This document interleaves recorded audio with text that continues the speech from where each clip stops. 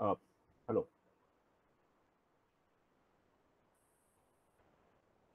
Ji sir. Uh, so let's start.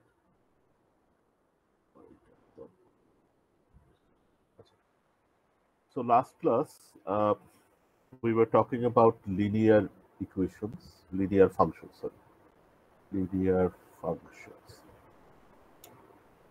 তোমরা কি screen দেখতে পাচ্ছ? No, sir. স্যার আপনি কি অ্যাটেন্ডেন্স নিয়েছেন? কোনো অ্যাটেন্ডেন্স দেওয়া হবে না।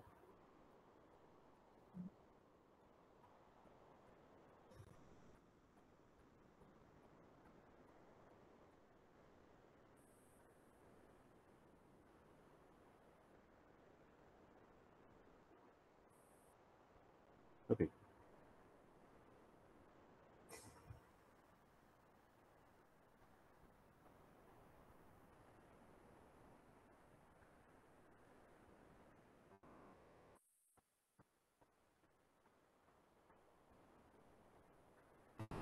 Excellent. Okay. So last class we were talking about linear functions and we said যে একটা ফাংশন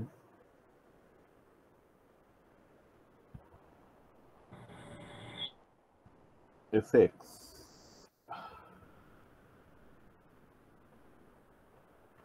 একটু ঝামেলা হচ্ছে দাঁড়াও এক second।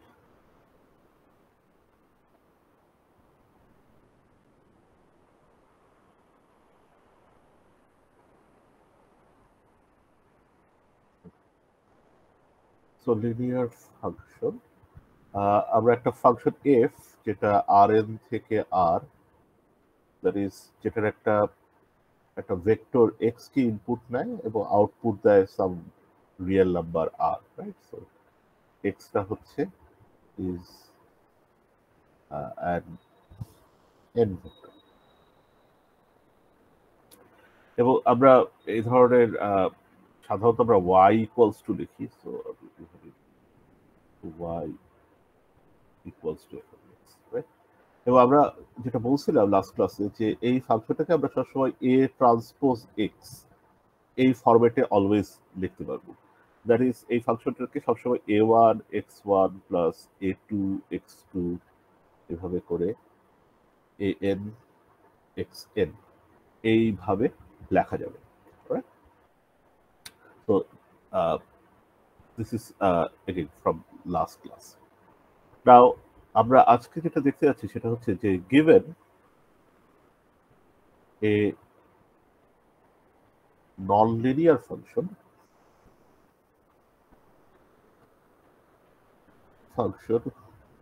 we can find the first order Taylor approximation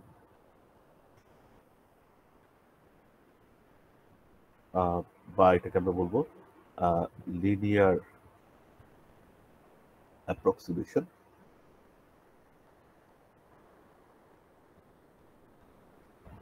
of the function. তো আমাদের কোনো একটা ফাংশন যদি দেওয়া থাকে যেটা যদি নন লিনিয়ার হয়ে থাকে তাহলে আমরা সেটার একটা টেইলর অ্যাপ্রক্সিমেশন, যেমন আমরা সিঙ্গেল ভ্যারিয়েবলের জন্য টেইলর অ্যাপ্রক্সিমেশন বের করি বা লিনিয়ার অ্যাপ্রক্সিমেশন বের করি, সিমিলারলি আমরা একটা মাল্টিভ্যারিয়েট ফাংশনের ক্ষেত্রেও আমরা এই একই কাজ করতে পারবো, ঠিক আছে? So suppose say F of x যেটা একটা ভেক্টরকে ইনপুট নেয় is a non-linear function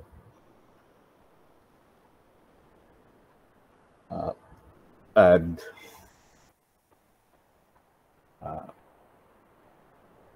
so আমরা যেটা চাই সেটা হচ্ছে we want to approximate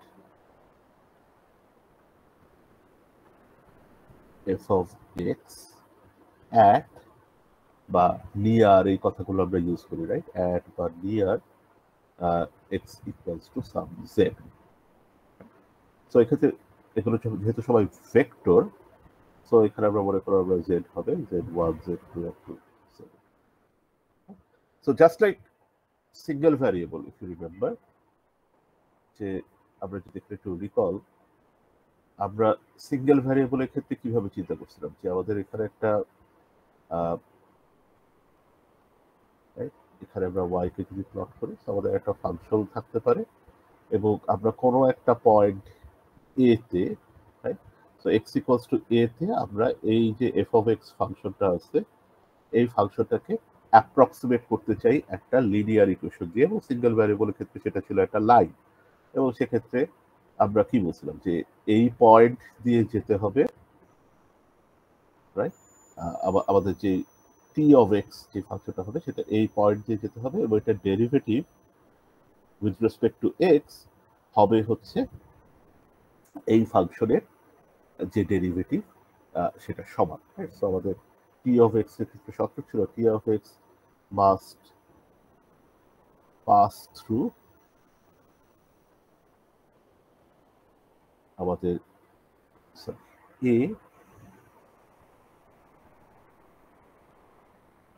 a f of a and have slope f dash of, এবং আমরা দেখছিলাম যে এই ক্ষেত্রে t of x এর ইকুয়েশনটা হয় এরকম f of a plus f dash of a into x minus a. So এটা ছিল আমাদের সিঙ্গেল ভ্যারিয়েবল ক্যালকুলাস থেকে আমরা এই জিনিসটা জানলাম। সো এখন আমাদের মাল্টিভ্যারিয়েট ইস্যুতে স্যার আপনার ভয়েস অনেক আস্তে শোনা যাচ্ছে স্যার, ক্লিয়ার বুঝতেছি না। ভয়েস আস্তে শোনা যাচ্ছে? আর জি স্যার, ছেড়ে ছেড়ে আসতেছে। এখন কি বেটার?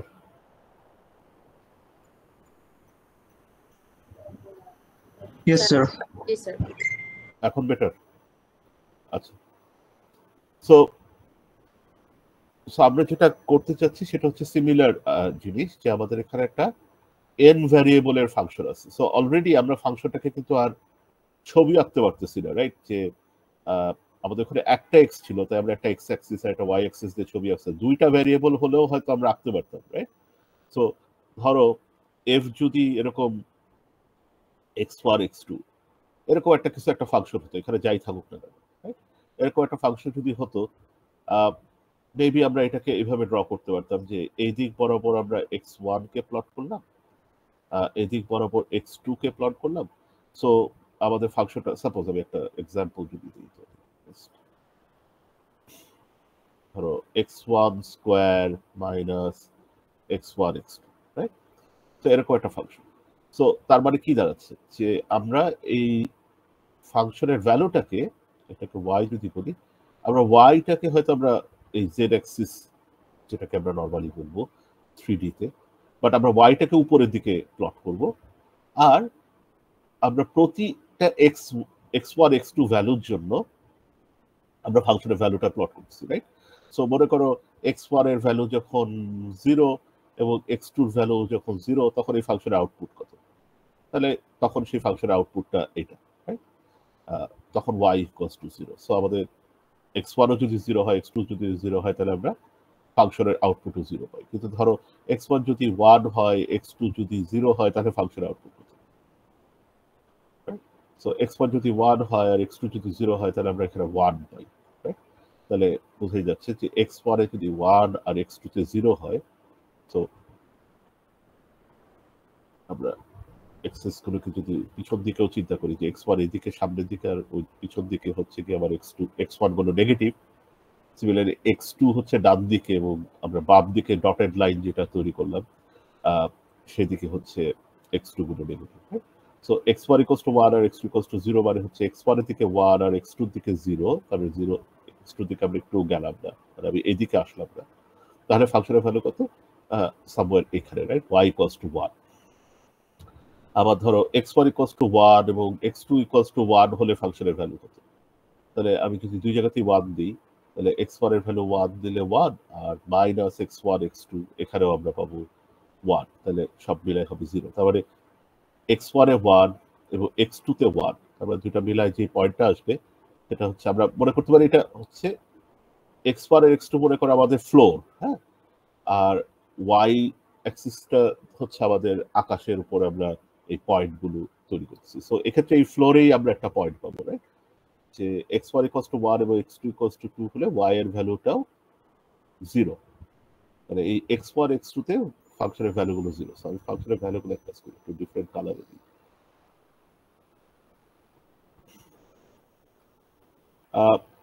সো এক্ষেত্রে y এর ভ্যালু হচ্ছে 0। ধরো x1 = 2 আর x2 = 1 করলে আসবে কত, y = কত, সো 2 দুগুণে 4 মাইনাস 2 আসতেছে 2।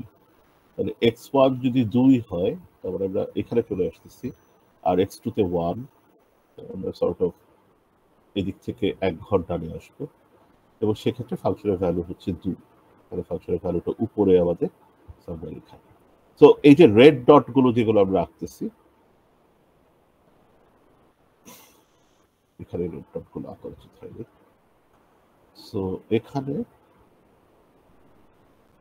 x1 এর দিকে 2 ঘর গেছিলাম, x2 এর দিকে 1 ঘর গেছিলাম, তো সেখান থেকে আমরা উপরে যে পয়েন্টটা পেলাম সেটা হচ্ছে এটা, এখান থেকে উপরের দিকে পয়েন্ট ছিল এটা। সো ইউ সি এই রেড ডট গুলো আমি জাস্ট ফাংশনের ভ্যালুগুলোকে আউটপুট দিচ্ছি। তো এইভাবে করে আমি যদি অল পসিবল x1 x2 এর জন্য x1 এর positive value, x2 negative value, তারপরে এই মেঝের আমাদের যে ফ্লোর, এই সেই ফ্লোরের প্রত্যেকটা পয়েন্টের জন্য যদি আমি ফাংশনের ভ্যালুগুলো বের করি এবং সেগুলো যদি প্লট করি, তাহলে আমরা এই রেড ডট গুলো মিলায় একটা একটা একটা কার্ভ তৈরি হবে। একটা কার্ভ নয়, এটাকে আমরা একটা সারফেস বলি, ঠিক আছে?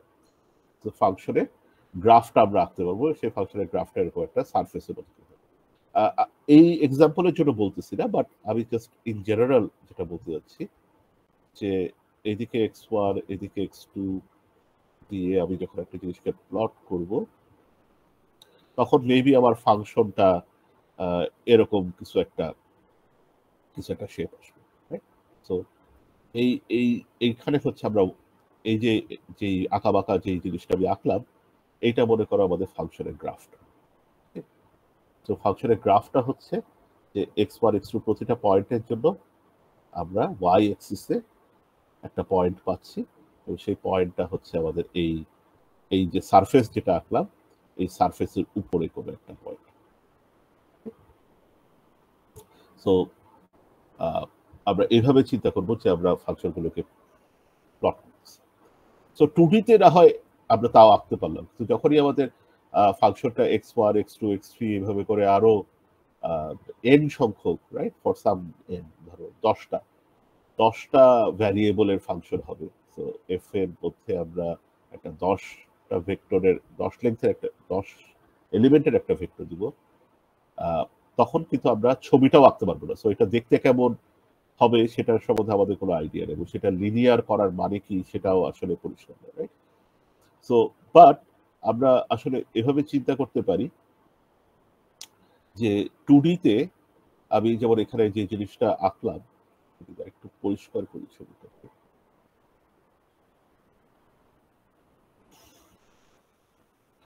ছবিটা সুন্দর হয়নি। সো আমি এখন কোনো একটা পয়েন্ট জেড এ, এই নিচে যে পয়েন্টটা আমি আঁকলাম এটা মনে করো জেড, এটা হচ্ছে সাম z1 z। সো সাম জেড এ আমি যদি ফাংশনের উপরে যাই, তাহলে এই পয়েন্টটা হবে আমাদের f of z, রাইট? এই পয়েন্টটা হবে হচ্ছে আমাদের, কারো কোনো প্রশ্ন থাকলে এখন করো, কিন্তু না হলে কিন্তু হারায় যাবে তোমরা। তো আমরা জেডটা কোথায় দিচ্ছি, যে মনে করো জেড হচ্ছে 1 1, right? So x Axis x1 অ্যাক্সিসের দিকে 1, y আর x2 অ্যাক্সিসের দিকে 1। সো আমরা এটা এদিক থেকে 1 ইউনিট আসছে, তারপর এদিক থেকে এদিকে 1 ইউনিট আসছে, এখানে একটা পয়েন্ট আছে, এটা হচ্ছে আমাদের জেড পয়েন্ট। সো জেড থেকে আমি যখন ফাংশনের উপরে যে পয়েন্টটা পাবো, তাহলে এইটা হবে আমাদের Z f of Z, right? Just like এখানে আমরা যখন সিঙ্গেল ভ্যারিয়েবলের দিকে দেখছিলাম তখন খেয়াল করে দেখো আমরা এই যে নিচে একটা এক্স অ্যাক্সিসে এরকম একটা পয়েন্ট এ নিলাম এবং এ থেকে আমরা এই ফাংশনের উপরে যে পয়েন্টটা পেলাম সেটা ছিল A F of A, right? এটার এক্স অ্যাক্সিসে হচ্ছে এ এবং ওয়াই অ্যাক্সিসে হচ্ছে এফ অফ এ, এই জন্য আমাদের এই পয়েন্টটা ছিল A F of A. So similarly আমাদের এক্স ওয়ান আর এক্স টুর দিকে যে পয়েন্টটা আমরা নিলাম, দুইটা মিলাই সেটা হচ্ছে আমাদের জেড, যেটা মনে করো 1 1 বা হোয়াটএভার 1 1 1 2 বা কিছু একটা।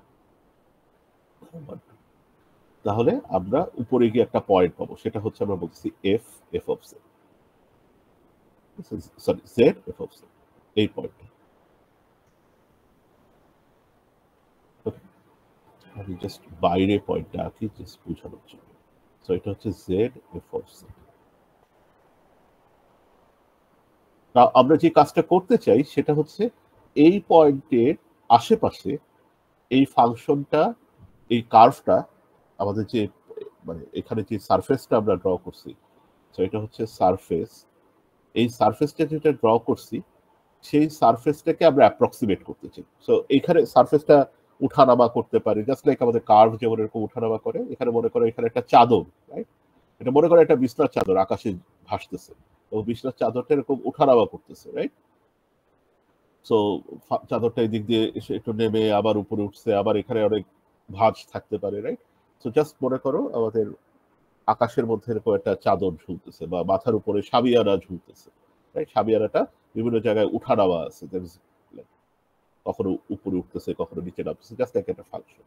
সো আমরা ওই জেড এর আশেপাশে, রাইট? সো জেড পয়েন্ট আমাদের মেঝেতে, জেড পয়েন্টের আশেপাশে ফাংশনটাকে একটা লিনিয়ার ফাংশন দিয়ে রিপ্রেজেন্ট করতে চাই। সো যেহেতু এটা 2 ভ্যারিয়েবলের ফাংশন, সো আমরা যে টিএক্সটা ইউজ করতে চাই সেই টিএক্সটা দেখতে এরকম কিছু একটা হবে, a1 x1 plus a2 x2 plus আমি a0 লিখলাম। হ্যাঁ, মানে এখানে দেখো এটা কিন্তু ঠিক লিনিয়ার না, এটা a ট্রান্সপোজ x এই ফর্মে না, বরং a ট্রান্সপোজ x প্লাস আরেকটা নাম্বার, রাইট? তো এটা কিন্তু আসলে একটা অ্যাফাইন ফাংশন। লাস্ট ক্লাসে আমরা বলছিলাম যে আমরা ঠিক লিনিয়ার ফাংশন দিয়ে করতে, মানে লিনিয়ার ফাংশন হলে জাস্ট a ট্রান্সপোজ x হতো, বাট এর সাথে যদি আরেকটা কনস্ট্যান্ট থাকে তাহলে আমরা অ্যাফাইন করি। তো কেন আমাদের অ্যাফাইন লাগতেছে? বিকজ এই ফাংশনটা থেকে যদি তোমরা তাকায় দেখো যে x1 equals to 0 x2 equals to 0 তে ফাংশনের ভ্যালুটা কিন্তু 0 না, রাইট? ফাংশনের ভ্যালুটা হচ্ছে সাম, রাইট? আমাদের আকাশে ঝুলতেছে জিনিসটা। এমন যদি হচ্ছে মানে এই ক্ষেত্রে এই ফাংশনটার ক্ষেত্রে আমাদের x1 equals to 0 y x2 equals to 0 করলে y ও 0, ফাংশনের ভ্যালুটা 0। তার মানে আমাদের এই যে এই এক্সট্রা টার্মটা এটা দরকার হতো না, কিন্তু আমাদের ইন জেনারেল আমরা যদি নিচের ফাংশনটা ক্ষেত্রে দেখি তাহলে আমরা x1 equals to 0 y equals to 0 তে ফাংশনটা কিন্তু এই 0 0 পয়েন্ট দিয়ে যাচ্ছে না। সো আমাদের এখানে কোনো একটা ভ্যালু আছে, সেই জন্য আমাদের x1 equals to 0 x2 equals to 0 এর জন্য আমাদের t অফ x আমরা যেটা দিয়ে অ্যাপ্রক্সিমেট করবো সেই অ্যাপ্রক্সিমেটটা সাম নাম্বার আসা উচিত, সেটা সাম কনস্ট্যান্ট আসা উচিত। সেই জন্য আমাদের এখানে একটা এক্সট্রা একটা a0 টার্ম আমরা অ্যাড করতে যাচ্ছি। সো আমরা অ্যাফাইন ইন জেনারেল ইউজ করব, বাট আমরা কখনো কখনো a0 ইকুয়ালস টু 0 হতে পারে যদি ফাংশনটা অরিজিন দিয়ে যায়। এনিওয়ে, সো আমরা যে কাজটা করতে যাচ্ছি সেটা হচ্ছে এটার মতোই, আমাদের এই সিঙ্গেল ভ্যারিয়েবলের মতোই, যে এর আশেপাশে ফাংশনটাকে একটা স্ট্রেট লাইন দিয়ে যেভাবে আমরা অ্যাপ্রক্সিমেট করতে যাচ্ছিলাম, সো সিমিলারলি আমরা জেড এর আশেপাশে ফাংশনটাকে একটা বেসিক্যালি একটা প্লেন দিয়ে, একটা প্লেন আমরা চিন্তা করবো। এখানে যদিও জিনিসটা কার্ভি, জিনিসটা উঠানামা করতেছে, কিন্তু আমরা যদি জেড এর খুব আশেপাশে থাকি তাহলে জেড এর আশেপাশে এই ফাংশনটাকে আমরা একটা প্লেন দিয়ে অ্যাপ্রক্সিমেট করতে পারি, যে প্লেনের ইকুয়েশনটা দেখতে এরকম হবে। এবং আমরা যদি একটু ইন্সপায়ার্ড হই ফ্রম হোয়াট উই হ্যাড এক্ষেত্রে, যে কোনো একটা সিঙ্গেল ভ্যারিয়েবলের ক্ষেত্রে যে কোনো একটা পয়েন্ট দিয়ে পাস করতে হবে, সো আমাদের এখানেও জেড এফ অফ জেড পয়েন্টটা দিয়ে পাস করতে হবে এই টি অফ এক্স এ, এবং আমাদের স্লোপ হতে হবে এফ ড্যাশে সমান। এবং সেক্ষেত্রে আমরা যে অ্যান্সারটা পাইছিলাম সেটাতে আমাদের এরকম একটা এক্স মাইনাস এ টার্ম ছিল, এবং এক্স মাইনাস এ টার্মটা থাকার ক্ষেত্রে আমাদের সুবিধা যেটা হয়েছিল যে আমরা যখন টি এর মধ্যে এ বসাতাম, যখন আমরা টি অফ এ ক্যালকুলেট করতাম, তখন আমাদের এই টার্মটা 0 হয়ে যেত এবং আমরা সিম্পলি এফ অফ এ পেতাম, যেটা আমাদের হচ্ছে বেসিক্যালি প্রথম শর্তটা, যে এই পয়েন্ট দিয়ে পাস করতে হবে। সো আমরা সবসময় যে কাজটা করব সেটা হচ্ছে এই যে এক্স মাইনাস এ, যেমন এখানে একটা টার্ম অ্যাড করছি, আমরা এখানেও যেহেতু আমরা বলতেছি যে x1 অ্যাক্সিসের দিকে z1 এবং x2 অ্যাক্সিসের দিকে z2, এই পয়েন্টটা যেটা z1 z2 পয়েন্টটা দিয়ে আমাদের পয়েন্টের যে করসপন্ডিং এফ ভ্যালু, সেই জেড এফ অফ জেড দিয়ে আমাদের পয়েন্টটাকে পাস করতে হবে, আমাদের এই প্লেনটাকে পাস করতে হবে। সো টি অফ এক্স এ আমরা ইন জেনারেল এরকম একটা জিনিস ইউজ করি।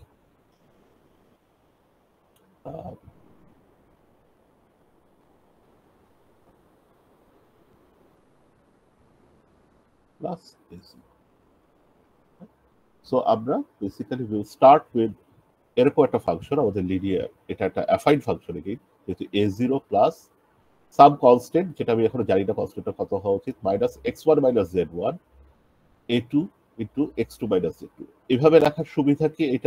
এটার বদলে সুবিধাটা হচ্ছে at z t of z, মানে t of z one z two আমি যদি ক্যালকুলেট করি, তাহলে এই ফাংশনের মধ্যে দেখো এক্স ওয়ান এর জায়গায় যদি জেড ওয়ান বসাও আর এক্স টুর মধ্যে জেড টু বসাও, ইমিডিয়েটলি আমরা এ জিরো পাই, এবং আমরা জানি সেই এ জিরোটা হওয়া উচিত এফ অফ জেড এর সমান, right?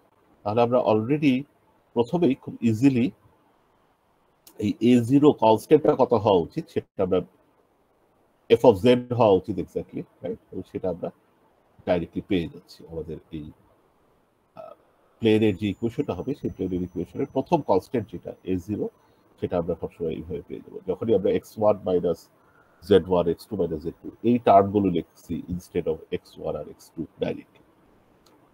This is just a trick, so that আমরা ওই জেড বসালেই ডাইরেক্টলি এ জিরো পেয়ে যাই, এবং আমাদের শর্তটা যেটা ছিল যে আমাদের t of x must go through z f of Z.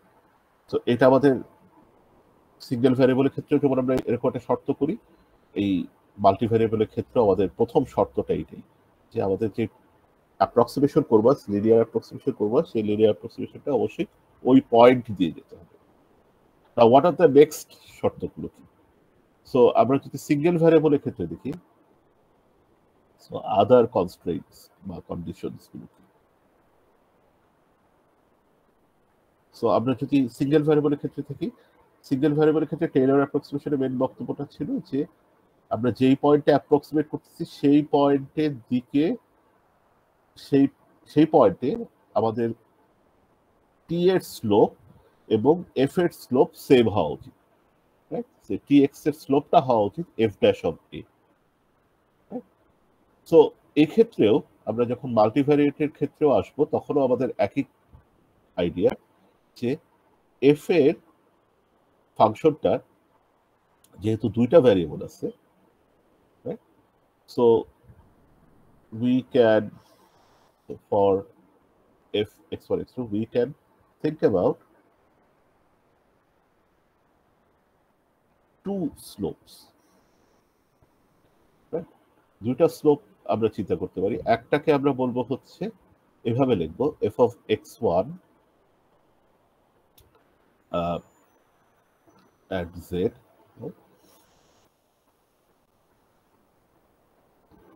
So একটা হচ্ছে f of x1 at z and f of x2 at z। মানে কি? সো আমরা যদি একটু গ্রাফিক্যালি চিন্তা করি, আসলে আমরা কি বলতে চাচ্ছি? আমরা বলতে চাচ্ছি হচ্ছে যে আমাদের যদি কোনো একটা ফাংশন থাকে, এরকম আকাশের মধ্যে সাম ফাংশন আমাদের আছে, তো আমরা কোনো একটা পয়েন্ট জেড এ মনে করো এখন আসি। সো এই পয়েন্টে থেকে আমরা যদি x1 অ্যাক্সিসের দিকে অল্প একটু মুভ করি, রাইট? তাহলে আমরা নতুন একটা পয়েন্ট পাবো এটা। তাহলে আমরা x1 অ্যাক্সিসের দিকে যদি শুধুমাত্র মুভ করি তাহলে আমাদের এই ফাংশনের ভ্যালুর যে ডিফারেন্স হবে সেটাকে আমরা বলতেছি হচ্ছে আমাদের derivative with respect two x1। So কোনো একটা পয়েন্ট z এ আসছি, আমি এই যে এইটুকু মুভ করলাম, এই মুভটা করলাম হচ্ছে x1 ভ্যারিয়েবলের দিকে। জাস্ট লাইক এখানে আমরা যখন ডেরিভেটিভের কথা বলি যে এক্স এ পয়েন্ট থেকে আমরা যদি সামান্য একটু মুভ করি তাহলে যেই পয়েন্টে যাই সেই পয়েন্টে গিয়ে আমরা ওয়াই এর কতটুকু চেঞ্জ হয় সেটা যেভাবে মাপি। সো এই ক্ষেত্রে একই আইডিয়া যে F of x1 at Z, এই জিনিসটার মানে কি? এই জিনিসটার মানে হচ্ছে এফ অফ আমরা z1 plus h comma z2 minus f of z1 z2 divided by h। Basically আমরা বলতে যাচ্ছি এক্স অ্যাক্সিস x1 অ্যাক্সিসের দিকে যদি আমরা অল্প একটু মুভ করি তাহলে ফাংশনের ভ্যালুর কতটুকু চেঞ্জ হয় ডিভাইডেড বাই আমি কতটুকু মুভ করলাম, রাইট? তো এটাকে আমরা বলবো যে আমাদের পার্শিয়াল ডেরিভেটিভ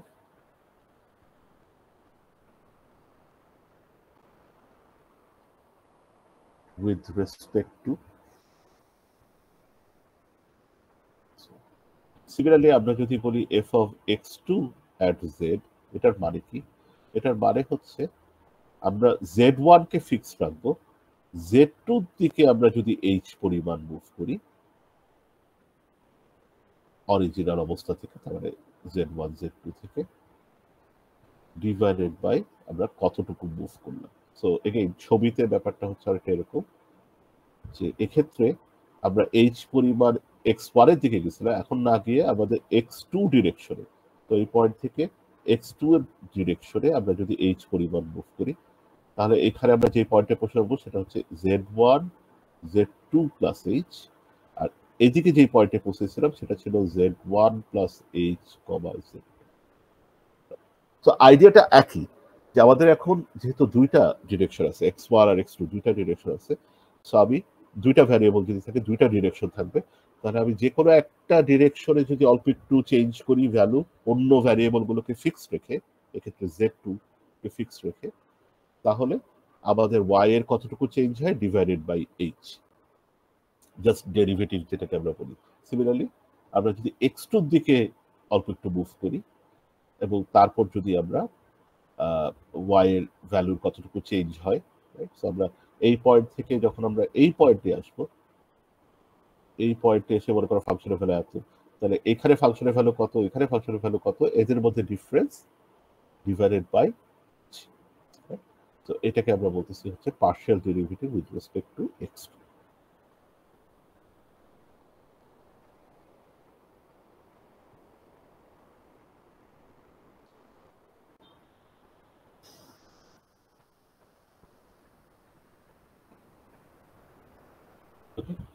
সো জাস্ট আমরা যদি একটা এক্সাম্পল দেখি, মনে করো again f of x1 x2 হচ্ছে আমাদের x1 square minus x1 x2, মনে করো এটি।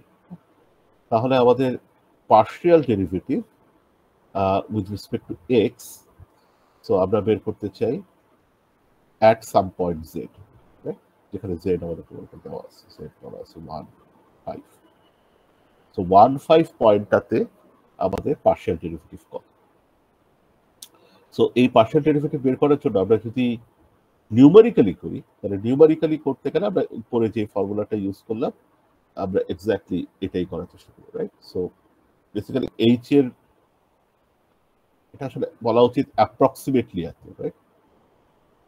আমরা যদি কোনো একটা ফিক্সড h ইউজ করি তাহলে অ্যাপ্রক্সিমেটলি এত, তাহলে মানে অরিজিনালি অ্যাকচুয়াল ডেফিনেশন যেটা আসবে এটা হচ্ছে লিমিট h খুবই ছোট যদি হয় তাহলে f of z1 plus h minus z2 minus f of z1 z2 divided by h, right? Just like আমাদের নর্মাল আমরা ডেরিভেটিভের ক্ষেত্রেও এই কাজটা করছিলাম, যখন আমরা বলছিলাম যে y এর ডিফারেন্স ডিভাইডেড বাই h করব তখন আমরা একটা অ্যাপ্রক্সিমেট ভ্যালু পেতে পারি, কিন্তু আমরা যখন এই h এর লিমিটটা ক্যালকুলেট করব তখন আমরা এক্সাক্ট ডেরিভেটিভ পাবো। সো একইভাবে x2 এর ক্ষেত্রেও হবে জাস্ট লিমিটটা আমাদের। সো আমরা এই লিমিট ক্যালকুলেশনের দিকে যাব না।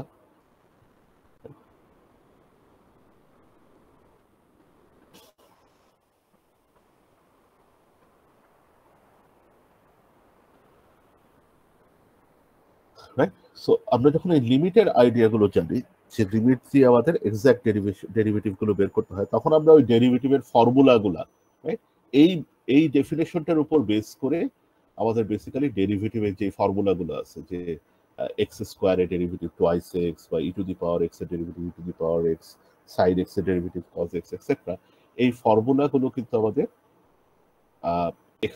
এই লিমিটের ডেফিনেশনটা থেকেই আসে। আর আমরা যদি জাস্ট অ্যাপ্রক্সিমেট ভ্যালু বের করতে চাই তাহলে আমরা ওই যে সাম স্মল এইচ এর জন্য right, for a small H আমরা অ্যাপ্রক্সিমেট ভ্যালু ক্যালকুলেট করতে পারি। সো একইভাবে আমরা যদি অ্যাকচুয়াল ভ্যালুগুলো বের করতে চাই, যে আমাদের partial derivative of this function, so x1 এর দিকে সামান্য একটু মুভ যদি করি z থেকে, তাহলে ফাংশনের ডেরিভেটিভটা কত, এটাকে যদি অ্যাপ্রক্সিমেটলি ক্যালকুলেট করতে চাই তাহলে আমরা আগের মতোই কাজ করতে পারি, যে f অফ z1 হচ্ছে 1 আর z2 হচ্ছে 5। সো z1 এর সাথে সাম h যোগ করলাম, কমা 5 থাকলাম z2 তে, minus f of 15 divided by h, right? এখন ধরো h তুমি 0.01 ইউজ করলে, তাহলে আমরা অ্যাপ্রক্সিমেটলি এইভাবে করে ডেরিভেটিভটা ক্যালকুলেট করব। সিমিলারলি এটার ক্ষেত্রে আমাদের অ্যাপ্রক্সিমেট ডেরিভেটিভ আমরা কিভাবে ক্যালকুলেট করব, f of 1, 5 plus h, right? আমরা সেকেন্ড ভ্যারিয়েবলের দিকে যদি অল্প একটু মুভ করি, minus f of 15 divided by h। তোমরা h এর ভ্যালুগুলো এখানে যদি বসায় দাও এবং ফাংশনের ভ্যালুগুলো ইভ্যালুয়েট করো, ইউল get the approximate. But approximate, so এখানে আমরা অ্যাপ্রক্সিমেট ভ্যালুগুলো আমরা ফরওয়ার্ড ফর্মুলা ইউজ করলাম, কিন্তু অ্যাপ্রক্সিমেট ইউজ না করে আমরা যদি অ্যাকচুয়াল ভ্যালুগুলো বের করতে চাই, দ্যাট ইজ লিমিট ইউজ করলে কি হতো, তাহলে আমরা যে কাজটা যেভাবে করব সেটা হচ্ছে এই আমাদের ফাংশনটা আমি আবার একটু লিখি।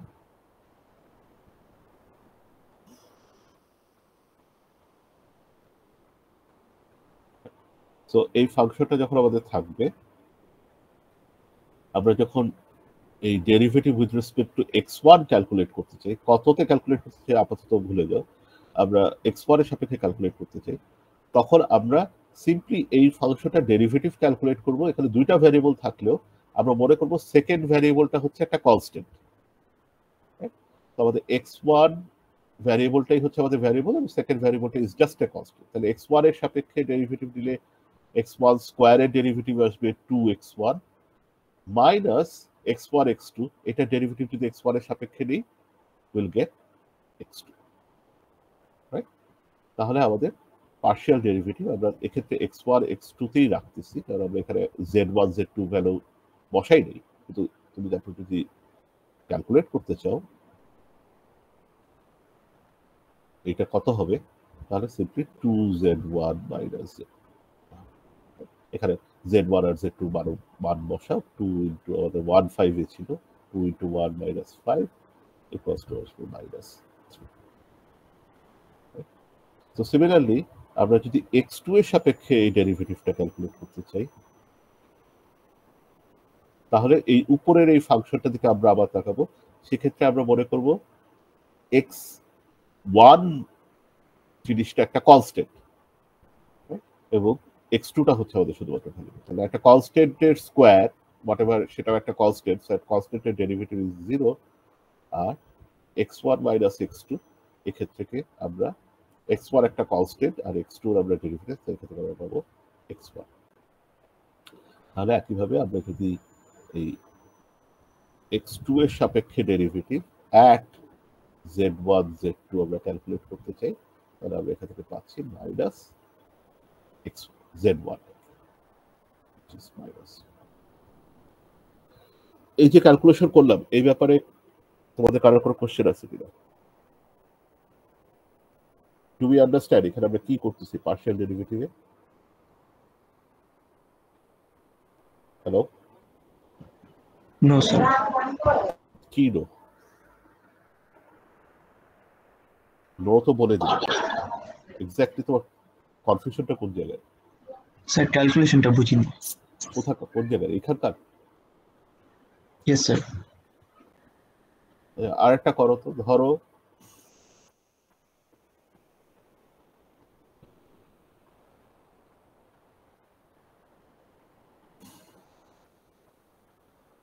ধরো এটা দাও,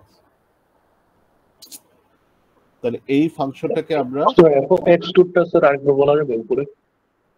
আচ্ছা আসতেছি, ওটাতে আসে। আমরা এটা করি, দেখো তো, আমরা এই জিনিসটা ডেরিভেটিভ নিতে চাই x1 এর সাপেক্ষে, এই জিনিসটা।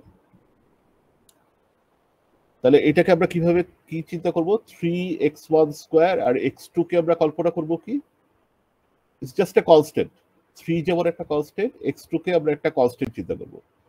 Minus E to the power x1 x2, এখানে x1 এর সাপেক্ষে ডেরিভেটিভ নিচ্ছি, তাহলে x2 কে আমরা জাস্ট একটা কনস্ট্যান্ট চিন্তা করব, জাস্ট লাইক 3, 5 একটা নাম্বার চিন্তা করব। তাহলে আমাকে একটু বলো তো, 3x1 স্কোয়ার x2 এইটাকে x1 এর সাপেক্ষে ডেরিভেটিভ নিলে কত আসবে? 6x1 3 একটা constant, x2 constant, so constant গুলোকে আমরা আগে লিখলাম, টাইমস x1 স্কোয়ারের ডেরিভেটিভ কত হবে? 2x1 2x1। তাহলে প্রথম টার্ম হলো minus E to the power x1 x2, এটা ডেরিভেটিভ কি হবে? E to the power something, তার ডেরিভেটিভ সবসময় e to the power something. Now something কত? x1 টাইমস constant x2, তাহলে এটা ডেরিভেটিভ কি হবে? 0 1 sir 1 1 কেন? x2 তো কনস্ট্যান্ট,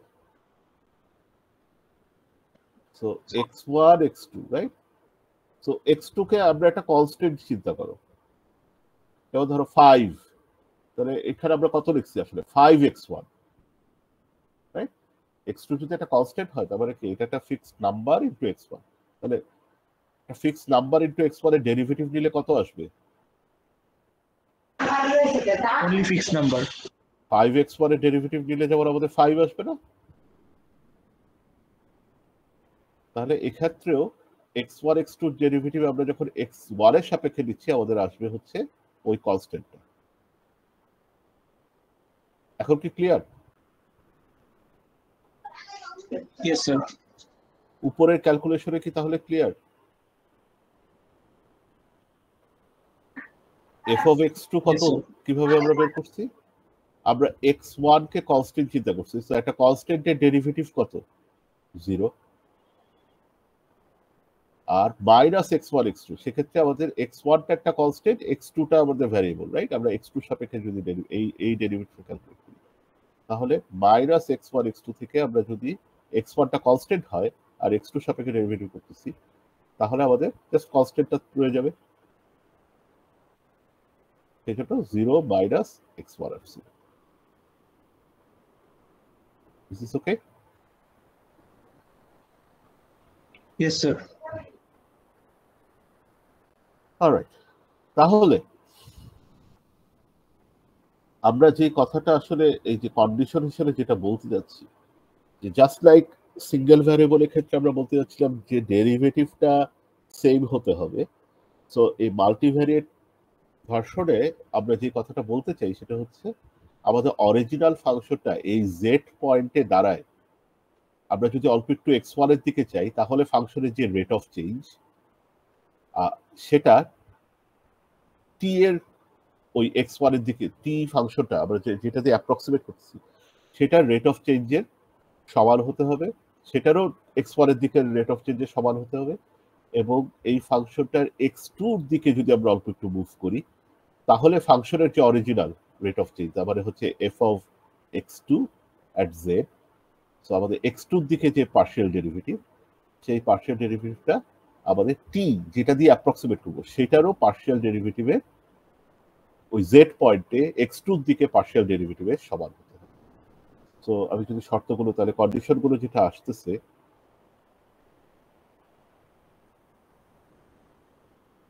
টেইলর অ্যাপ্রক্সিমেশনের, যে ফাংশনের x1 এর দিকে ডেরিভেটিভ অ্যাট z হতে হবে আমাদের t এর x1 এর দিকে ডেরিভেটিভ অ্যাট z, এবং ফাংশনের x2 এর দিকে ডেরিভেটিভ অ্যাট z এটাও হতে হবে t এর x2 এর দিকে ডেরিভেটিভ অ্যাট z এর সমান। তারপরে আমরা যখন কোনো কিছুকে অ্যাপ্রক্সিমেট করতে যাচ্ছি, আমাদের প্রথম শর্তটা ছিল f অফ z হতে হবে t অফ z, এটা ছিল 1 নম্বর শর্ত।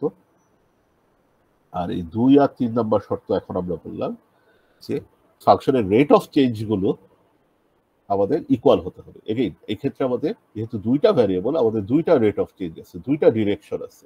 একটা x1 ডিরেকশন, যদি অল্প একটু মুভ করি তাহলে রেট অফ চেঞ্জ কত ফাংশনের, এবং আরেকটা হচ্ছে x2 এর দিকে যদি আমরা অল্প একটু মুভ করি তাহলে রেট অফ চেঞ্জ কত।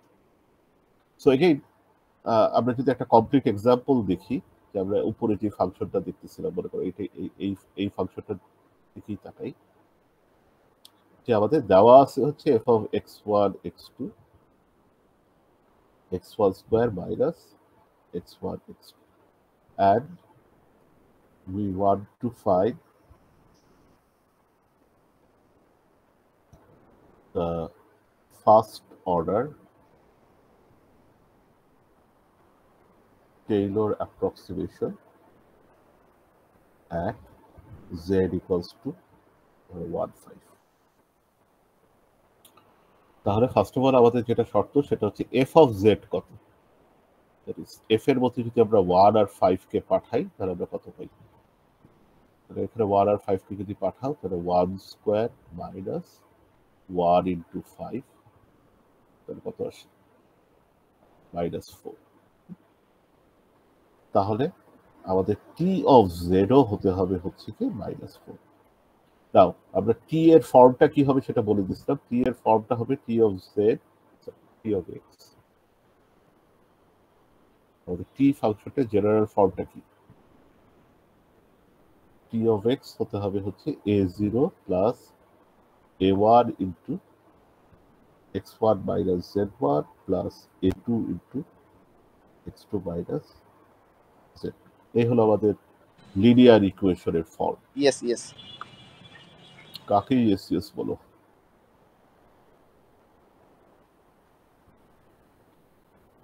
ওকে, সো t of x এর ফর্ম হচ্ছে a0 plus a1 into x1 minus z1 আর a2 into x2 minus z2। এই হচ্ছে আমাদের জেনারেল ফার্স্ট অর্ডার একটা লিনিয়ার ফাংশন দেখতে হচ্ছে এরকম।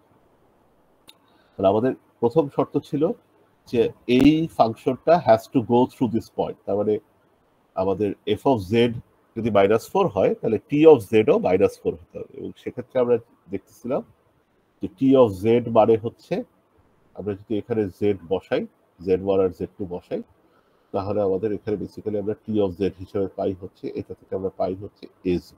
তাহলে আমরা জানি আমাদের a0ই হতে হবে হচ্ছে গিয়ে -4 বা f অফ z। এটা আমরা আগেই দেখছিলাম যে আমাদের a0টা হতে হবে হচ্ছে -4। এখন আমরা যদি এই t ফাংশনটা ডেরিভেটিভ ক্যালকুলেট করি at x, আমরা z এ ক্যালকুলেট করতে হবে, বাট আমরা আগে x দিয়ে লিখি। তারপরে আমরা ফর্মুলা সিম্পলি অ্যাপ্লাই করব যে এই a0 plus a1 x1 minus z1 plus a2 into x2 minus z2, এটাকে x1 এর সাপেক্ষে ডেরিভেটিভ করলে কি হয়? কেউ একজন একটু বলবা কি হবে? a0 একটা কনস্ট্যান্ট, এক্ষেত্রে আমরা জানি এটা -4। সো -4 কে x1 এর সাপেক্ষে ডেরিভেটিভ নিলে কি হবে? কনস্ট্যান্টের সাপেক্ষে ডেরিভেটিভ নিলে 0, রাইট? x1 চেঞ্জ করলে আমাদের কনস্ট্যান্টের ভ্যালু তো কোনো চেঞ্জ হয় না, রাইট? সো আমাদের কনস্ট্যান্টের ডেরিভেটিভ হচ্ছে 0 plus a1 into x1 minus z1, এটা ডেরিভেটিভ কি হবে x1 এর সাপেক্ষে? a1 একটা কনস্ট্যান্ট, সরি, a1 একটা কনস্ট্যান্ট, z1 একটা কনস্ট্যান্ট, শুধু x1 হচ্ছে ভ্যারিয়েবল। তাহলে এই পুরো জিনিসটাকে যদি আমরা x1 এর সাপেক্ষে ডেরিভেটিভ নেই কত পাবো? জাস্ট a1 পাবো না?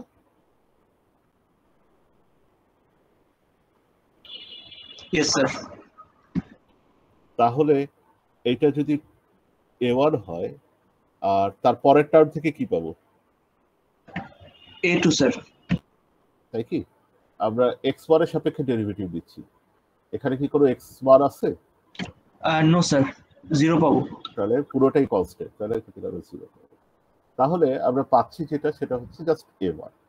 তাহলে t of x1 at any point x হচ্ছে a1। তাহলে t of x1 at z এটাও a1, কারণ এখানে তো আর z1 z2 বসানোর কিছু নাই, right? It's just a constant.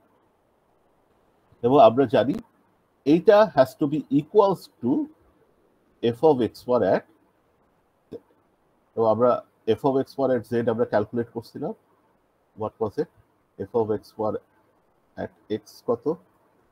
তো আমরা এটা ডেরিভেটিভটা আমরা ক্যালকুলেট করছিলাম, এটা ছিল এত, right? So 2x1 minus x2, 2x1 minus x2, তো সেখান থেকে আমরা f of x1 at z কত হয় সেটা আমরা বের করছিলাম। 1 আর 5 বসালে কত হয়, z1 z2 বসালে কত হয়? সো আমরা পাইছিলাম -3, আর ওইটার ক্ষেত্রে আমরা পাইছিলাম -5। সরি, ভ্যালুগুলো ইউজ করি। সো এখানে হচ্ছে -3। আর পরে আমাদের লাগবে, তাই আমি জাস্ট এখানে লিখে রাখি।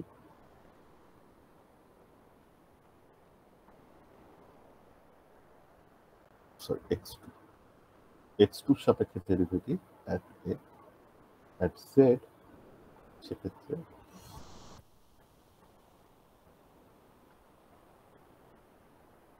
আমাদের 1/5 থেকে মাইনাস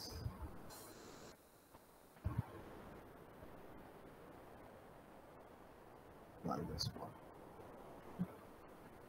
ওকে, সো আমরা জানি যে f এর derivative with respect two x1 আসবে -2x1 -x2।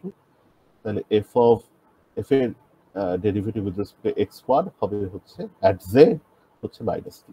সো আমরা এখান থেকে কি কনক্লুড করতে পারি যে আমাদের a1 ইকুয়ালস টু হওয়া উচিত -3, যদি আমাদের এই সেকেন্ড শর্তটা ফুলফিল করতে হয় যে আমাদের t এর derivative with respect two x1। So t ফাংশনটাতে আমরা যদি z এর দ্বারায় x1 এর থেকে অল্প একটু মুভ করি, তাহলে তার রেট অফ চেঞ্জ অরিজিনাল ফাংশনেও z এর দ্বারায় আমরা যদি x1 এর দিকে অল্প একটু মুভ করি, তাহলে যে রেট অফ চেঞ্জ হয় সেই রেট অফ চেঞ্জটার মান হচ্ছে -3। এবং আমরা বলতে যাচ্ছি যে এই দুই জায়গাতেই -3 হওয়া উচিত। এবং আমরা আমাদের যে লিনিয়ার ফাংশনটা সেটাতে খুব সুন্দরভাবে আমরা দেখতেছি যে x1 এর সাপেক্ষে রেট অফ চেঞ্জটা করলে আসলে a1 পাওয়া যায়। তাহলে আমাদের a1 ভ্যালুটাই হওয়া উচিত minus. So similarly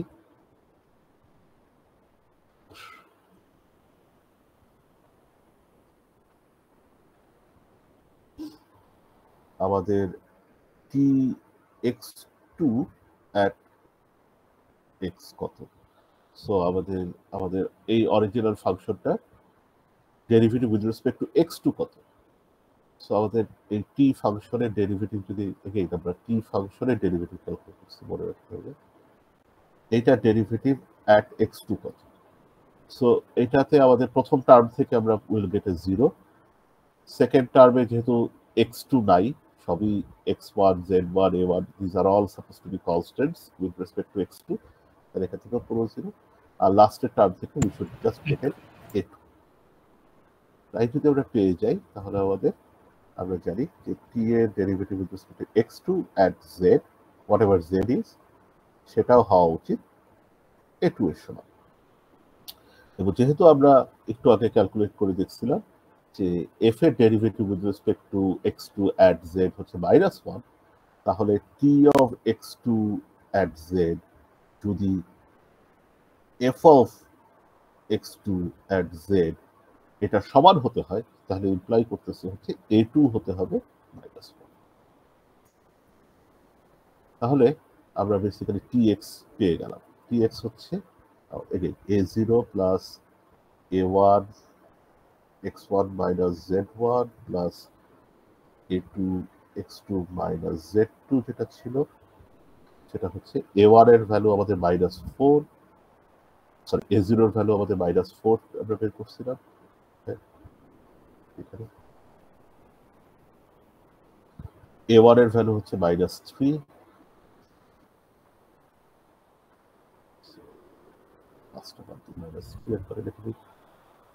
-3 x1 minus z1 which was 1 minus a2 এর ভ্যালু হচ্ছে -1 into x2 minus z2 হচ্ছে 5. So this is our t of x. So t of x যদি লিখতে চাই আমি এভাবে লিখতে পারি -3x1 minus x2 আর -4 plus 3 plus 5 -3x1 minus x2 অর্থাৎ 8 minus 4 হচ্ছে প্লাস 4. তাহলে এই হলো আমাদের যে গিভেন ফাংশনটা আছে এটা আমরা এই এক্সাম্পলটা করতেছিলাম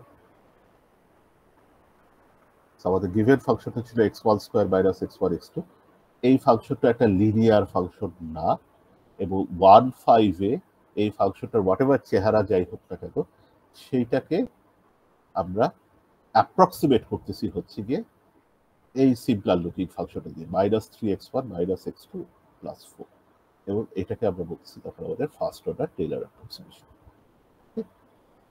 সো আইডিয়াটা আমাদের ওই সিঙ্গেল ভ্যারিয়েবলের আইডিয়াটার মতোই সবই প্রায় সেম শুধু আমাদেরকে একটা জিনিস খেয়াল রাখতে হচ্ছে যে ওইখানে আমরা 2D এর ক্ষেত্রে একটা লাইন পাচ্ছিলাম 3D এর ক্ষেত্রে আমরা একটা প্লেন পাবো বাট হায়ার আরো বেশি ভ্যারিয়েবল থাকলে ওটা দেখতে কেমন হবে উই হ্যাভ নো আইডিয়া সেই জন্য আমরা ওই প্লেন লাইন ওইসব কথায় না গিয়ে আমরা সিম্পলি ইন জেনারেল বলবো যে আমরা একটা লিনিয়ার ফাংশন বের করতে চাচ্ছি একটা লিনিয়ার ফাংশন দেখতে অলওয়েজ আমাদের হচ্ছে এই a0 plus right a0 plus a1 x1 plus a2 x2 plus a3 x3 এইভাবে করে আমাদের অরিজিনাল যেভাবে আমরা বলছিলাম কোথায় বলছিলাম এটা আমাদের লিনিয়ার ফাংশন সবসময় দেখতে এরকম আর অ্যাফাইন এর ক্ষেত্রে আমাদের f of x হচ্ছে দেখতে হচ্ছে a0 plus a1 x1 plus এভাবে করে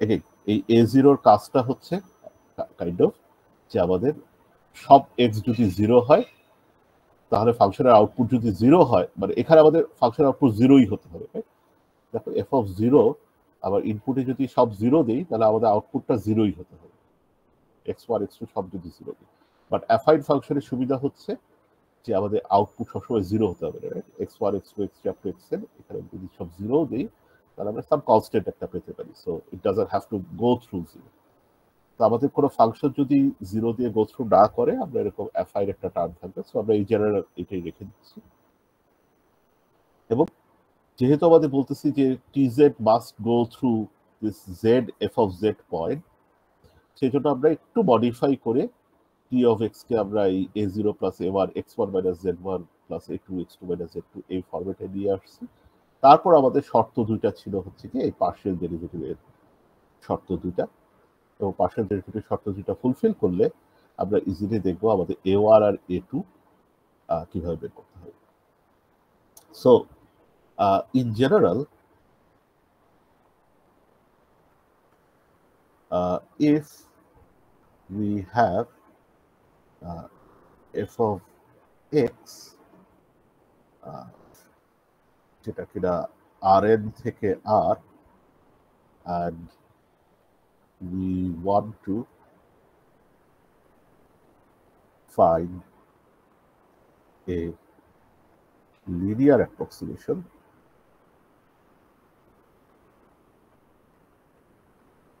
at x equals to some vector z এক্ষেত্রে অবশ্যই z এক্ষেত্রে আমাদের হবে z1 z2 up to zn যেহেতু আমাদের ফাংশনটা x ভেক্টরটা হচ্ছে আমাদের nটা ভ্যারিয়েবল দিয়ে আছে তো এটা যদি হয় সেক্ষেত্রে the linear approximation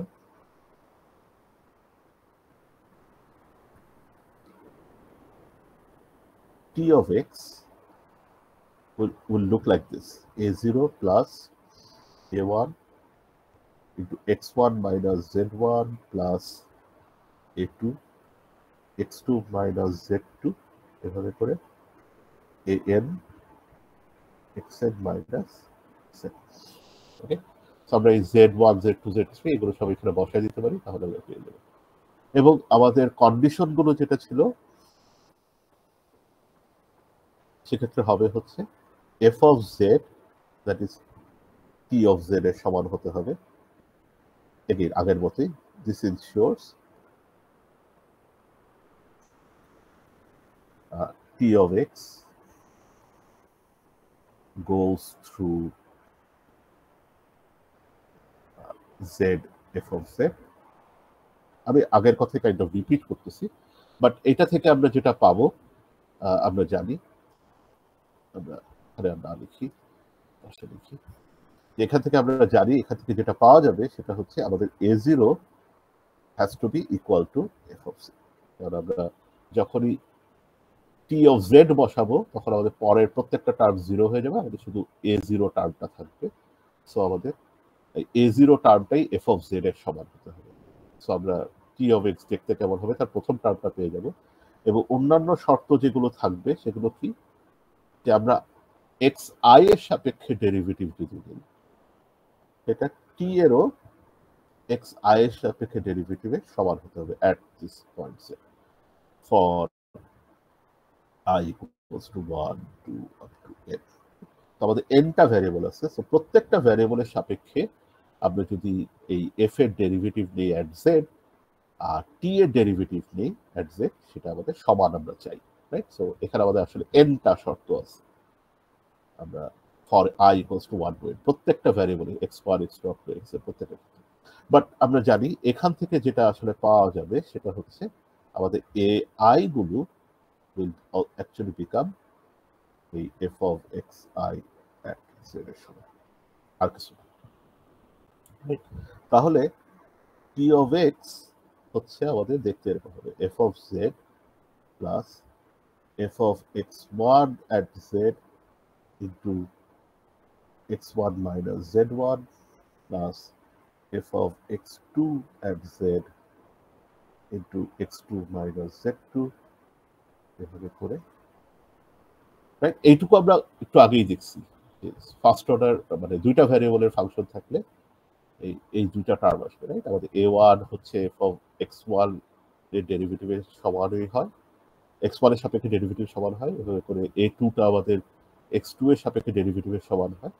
সো এইভাবে করে আমাদের পরের প্রত্যেকটা a3 a4 a5 up to an আমাদের প্রত্যেকটাই ওই করসপন্ডিং ভ্যারিয়েবলের সাপেক্ষে ডেরিভেটিভের সমান।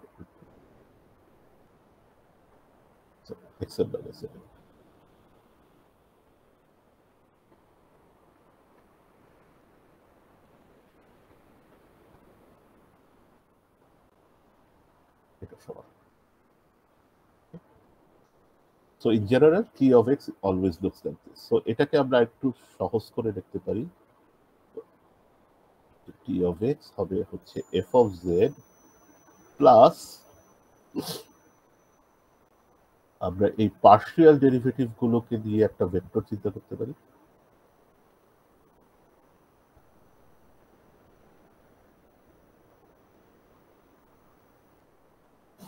আর আমাদের x1 minus z1 x2 minus z2 এভাবে করে xn minus zn এগুলোকে নিয়ে আরেকটা ভেক্টর চিন্তা করতে পারি। সো এই যে এই ভেক্টরটাকে সাধারণত বলা হয় আমাদের গ্রেডিয়েন্ট ভেক্টর। এটা যেহেতু রো আকারে আছে, সো এই জিনিসটাকে আমরা একটা ভেক্টর বলতেছি। সো উল্টা করে ত্রিভুজ into f of z, this is nothing but আমাদের ফাংশনটা x1 এর সাপেক্ষে ডেরিভেটিভ at z, x2 এর সাপেক্ষে ডেরিভেটিভ at z, এভাবে করে xn এর সাপেক্ষে ডেরিভেটিভ at z, এই নাম্বারগুলো নিয়ে একটা ভেক্টর। সো এটা ট্রান্সপোজ করলে এই রো ভেক্টরটা পাবো ইনটু x মাইনাস z।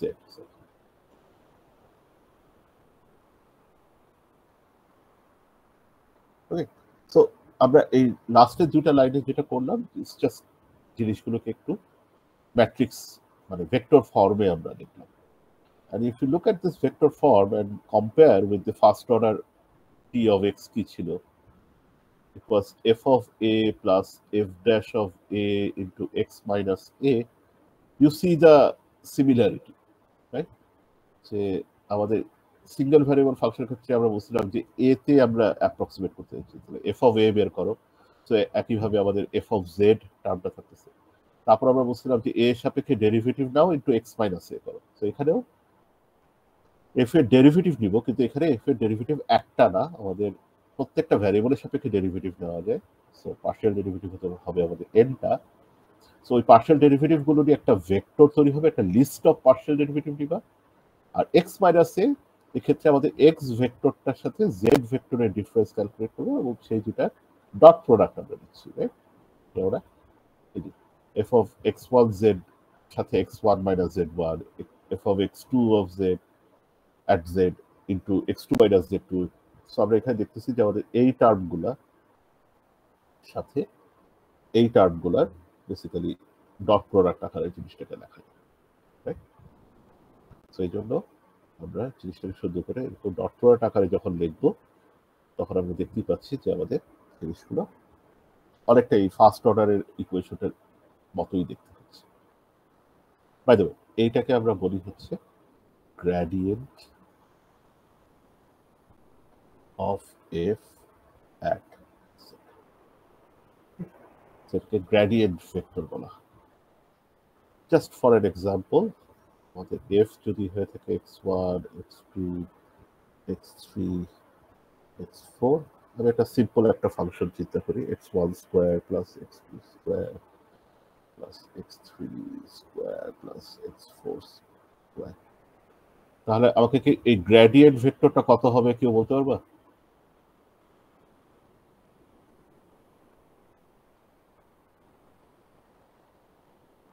এই ফাংশনটাকে x1 এর সাপেক্ষে ডেরিভেটিভ নিলে কত হবে?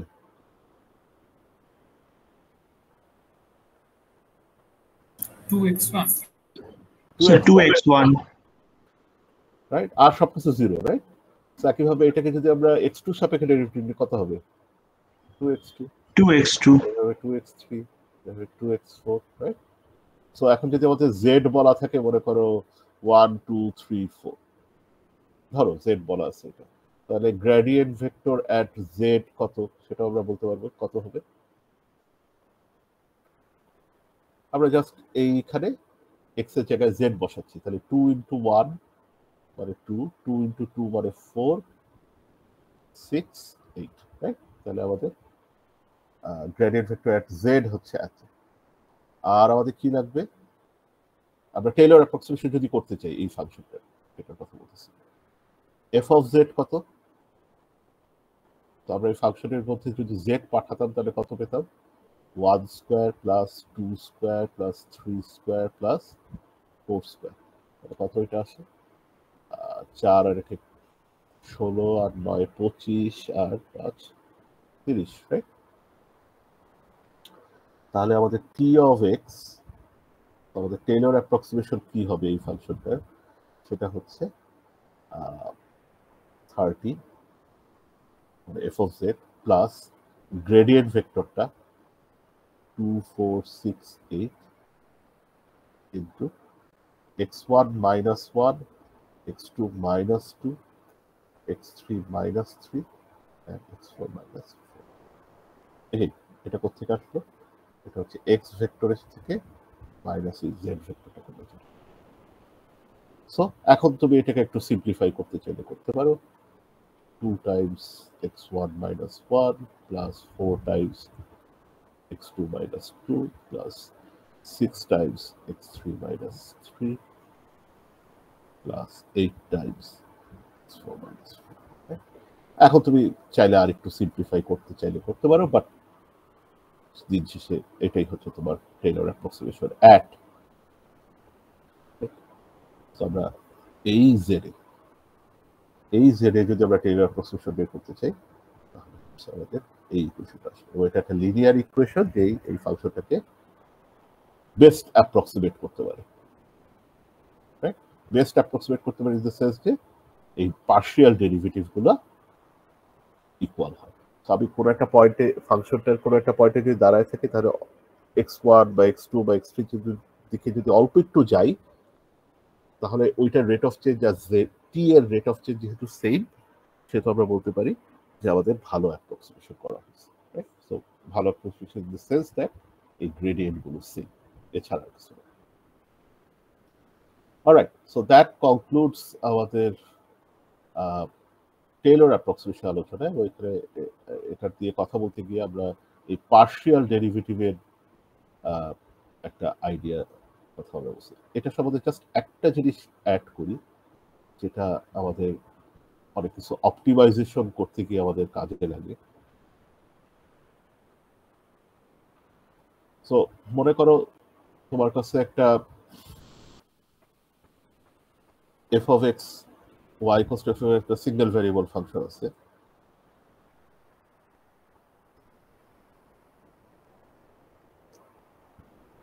সো আমরা x স্টার যেখানে ম্যাক্সিমা বা মিনিমা হয় সেখানে if you remember f of x star হচ্ছে আমাদের 0, রাইট? সো ম্যাক্সিমা বা মিনিমা পয়েন্টে আমরা যদি ছবি চিন্তা করি, সো ফাংশনটা যদি এরকম কিছু একটা হয় তাহলে এই পয়েন্টে আমাদের ডেরিভেটিভটা হচ্ছে 0, এখানে মিনিমা।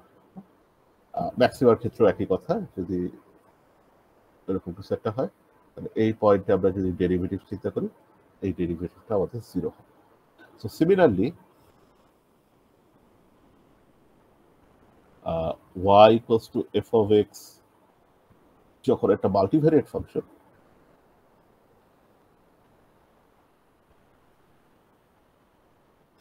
আমাদের at ম্যাক্সিমা বা মিনিমা আমাদের পার্শিয়াল ডেরিভেটিভ গুলা, দ্যাট ইজ আমাদের এই f of xi গুলা at this x star point will all be 0. জিনিসটা ছবি দেখাতে পারলে ভালো হতো, দেখি তোমাদের অনলাইনে একটা ছবি পাই কিনা।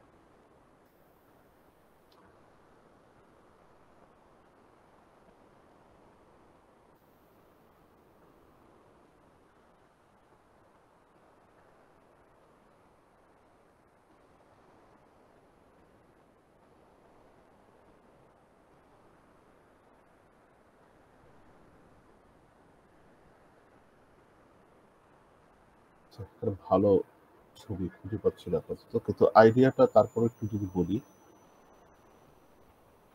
সো আমার যদি একটা 2D ভ্যারিয়েবলের মিনিমা যদি হয়, আমি যদি এরকম একটা জিনিস চিন্তা করি যে এদিকে নিচে নেমে গেছে আবার উঠছে, রাইট? কিন্তু আমাদের এখন ভ্যারিয়েবল দুইটা। সো অনেকটা ব্যাপারটা এরকম যে আমি যদি এখানে একটা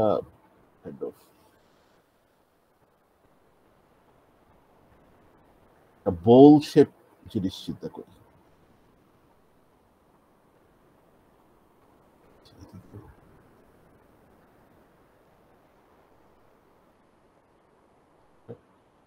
সো এটা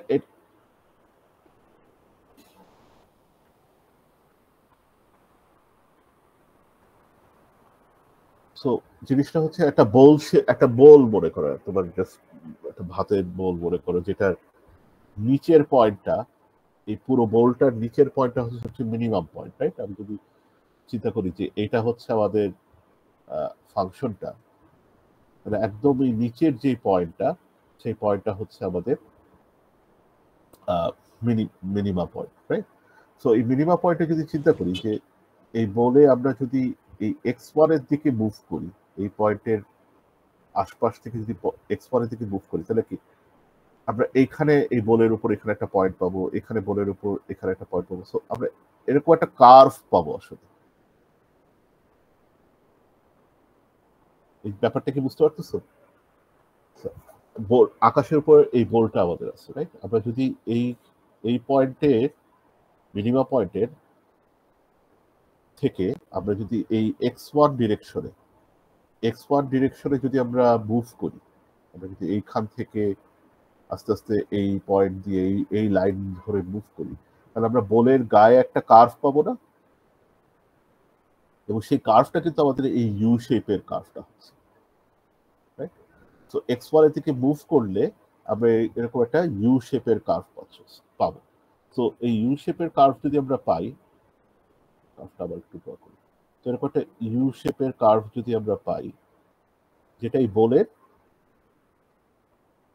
বাইরে দিয়ে, রাইট? আমরা বাইরের সারফেসে একটা ইউ শেপের কার্ভ পাবো যদি আমরা এই মিনিমাম পয়েন্টটার দাঁড়ায় x1 এক্সিসের দিকে আমরা যদি হাঁটাচলা করি, তাহলে এই কার্ভটার উপর আমরা বেসিক্যালি বলের গায়ে এই কার্ভটার উপর হাঁটাচলা করি, তাহলে আমরা x1 এর সাপেক্ষে এই পয়েন্টটা মিনিমাম পয়েন্ট, এবং সেক্ষেত্রে আমরা যদি x1 এর সাপেক্ষে ডেরিভেটিভ নেই, তাহলে এই ডেরিভেটিভের ভ্যালু এই মিনিমাম পয়েন্টটাতে অবশ্যই 0 হবে। এখানে ফাংশনটা ডিক্রিজ করতেছে, এখানে মিনিমাম হচ্ছে, তারপর ফাংশনটা আবার ইনক্রিজ করতেছে। সো আমরা যদি শুধুমাত্র x2 কে ফিক্স রেখে শুধুমাত্র x1 এর দিকে হাঁটাহাঁটি করি, তাহলে আমরা বেসিক্যালি এরকম একটা ইউ শেপের কার্ভ পাবো।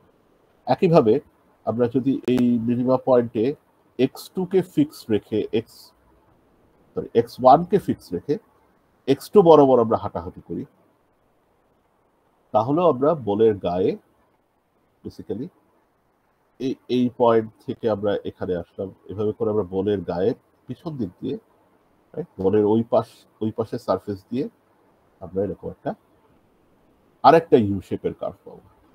সো এই ইউ শেপের কার্ভটা হচ্ছে আমরা এই লাইন বরাবর মুভ করি, x2 এর ভ্যালু চেঞ্জ করতেছি, বাট x1 কে ফিক্স রেখে। তাহলে এইটাও একটা ইউ শেপের কার্ভ, এবং সেখানেও আমরা যদি মিনিমাম পয়েন্টে দেখি, তাহলে তার ডেরিভেটিভ হবে 0। সো যেটা আমরা বলতে যাচ্ছি সেটা হচ্ছে যে এরকম একটা মিনিমাম পয়েন্টে আমাদের প্রত্যেকটা ভ্যারিয়েবলের সাপেক্ষে ডেরিভেটিভ গুলো 0 আসতে হবে। 2D ভ্যারিয়েবলের ক্ষেত্রে এরকম একটা ছবি এঁকে বলা সম্ভব, কিন্তু মোর মাল্টিভ্যারিয়েট ফাংশনের ক্ষেত্রে যদি আমাদের নাম্বার অফ ভ্যারিয়েবলস আরো বেশি হয়, তাহলে এই মিনিমামের ক্ষেত্রে যে প্রত্যেকটা পার্শিয়াল ডেরিভেটিভ 0 হবে, এটা আসলে প্রুফ করে দেখানোর দরকার। বাট আমরা সেই ক্যালকুলাসের কোর্স যেহেতু এটা না, আমরা সেই প্রুফের দিকে যাচ্ছি না, বাট বেসিক আইডিয়াটার কথাই আমরা আপাতত শুধুমাত্র আমরা মাথায় রাখি যে প্রত্যেকটা ভ্যারিয়েবলের সাপেক্ষে আমাদের ডেরিভেটিভগুলো, পার্শিয়াল ডেরিভেটিভগুলো 0 হতে হবে, যে কোনো ফাংশনকে যদি আমরা মিনিমাইজ করতে চাই। যতগুলো ভ্যারিয়েবল আছে প্রত্যেকটা ভ্যারিয়েবলের সাপেক্ষে, বা আমরা এটাকে সংক্ষেপে এভাবে বলতে পারি যে আমাদের গ্রেডিয়েন্ট ভেক্টরটা at xটা, তো প্রত্যেকটা ডেরিভেটিভ 0 হবে। তো আমি যদি প্রত্যেকটা ডেরিভেটিভ নিয়ে একটা ভেক্টর বানাই, তাহলে আমাদের গ্রেডিয়েন্ট ভেক্টরটা at this x point, that is partial derivative গুলো প্রত্যেকটা 0 হবে। 0 গুলোকে নিয়ে যদি একটা ভেক্টর বানাই,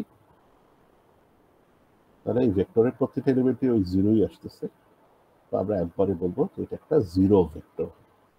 আমাদের গ্রেডিয়েন্ট ভেক্টরটা উইল বি এ 0 ভেক্টর, এবং আমাদের কেন 0 ভেক্টর? কারণ প্রত্যেকটা পার্শিয়াল ডেরিভেটিভ উইল বি 0। তো অপটিমাইজেশন করার ক্ষেত্রে আমরা মাল্টিভ্যারিয়েট ফাংশনের ক্ষেত্রে এই ফার্স্ট অর্ডার কন্ডিশনটা আমরা অলওয়েজ ইউজ করি, যে আমাদের পার্শিয়াল ডেরিভেটিভ 0। তো এই জিনিসটা আমাদের কাজে লাগবে অনেক সময়। তো আপাতত আমরা এই জিনিসটা জাস্ট লিখে রাখলাম আমাদের যখন দরকার হবে আমরা ইউজ করব। Alright, so let's take a break. যেহেতু আমাদের এটা আসলে ছুটির আগের ক্লাসের মেকআপ, সো এখানে 2টা ক্লাস হওয়ার কথা ছিল। সো আমরা ব্রেকের পরে এসে 1.5 ঘন্টার ক্লাস দিব না, বাট ব্রেকের পরে এসে আমরা আমাদের বেসিক কিছু লিনিয়ার অ্যালজেব্রার জিনিসকে আমরা একটু রিভিউ করতে চাই। এখন বাজে 8টা 6, 8টা 6। সো আমরা 8টা 20-এ আমরা আবার জয়েন করি এবং 9টা 20-30 পর্যন্ত আমাদের ক্লাসে চলবে। ঠিক আছে।